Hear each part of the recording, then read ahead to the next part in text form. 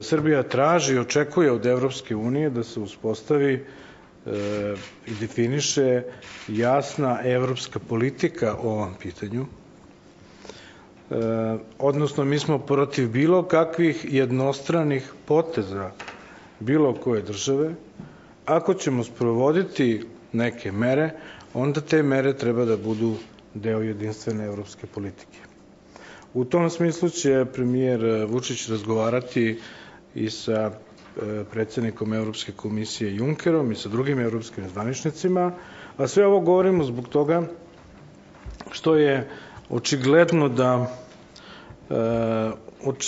da ukoliko dođe do nekih jednostranih mera, kao što je zatvaranje granica ili smanjenja propusne moći, da će to izazvati lančane reakcije duž cele zapadno-balkanske rute.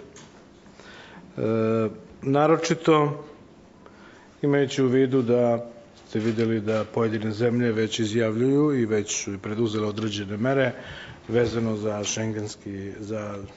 šengenski sistem.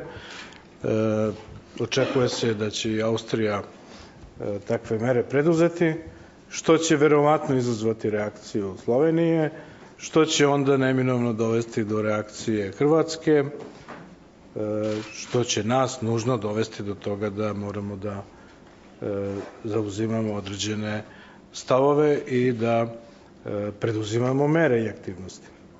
Zato je veoma bitno da to ne bude bilateralni ili jednostrani, da to ne bude unilateralni ili jednostrani korak bilo koje države, nego da postoji neki plan. Zato što mi ne možemo da dozvolimo da se zaustavi protok izbeglica i migranata i da nastane kolaps na Zapadnom Balkanu, koji bi onda postao sabirni centar.